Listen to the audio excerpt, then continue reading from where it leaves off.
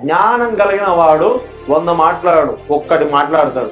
ఆ ఒక్కటి 100 విషయాలకి జవాబునిస్తుంది. అది వరద వలె వస్తూనే ఉంటాయంట. అయితే ఇప్పుడు నువ్వేం చేయాలంటే, క్రీస్తునందు నేను కలిగి ఉన్నాం, జీవాన్ని నేను కలిగి ఉన్నాం.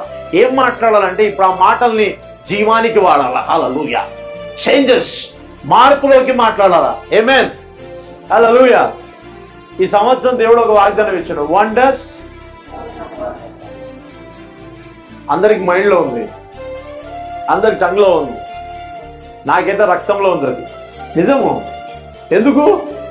ఎందుకంటే నేను డీప్గా ఆలోచన చేస్తున్నా, డీప్గా అదే మాట్లాడుతున్నా. నా పరిస్థితిలో, నా ఇబ్బందులో, నా జర్నీలో అదే మాట్లాడుతున్నా. ఎందుకు?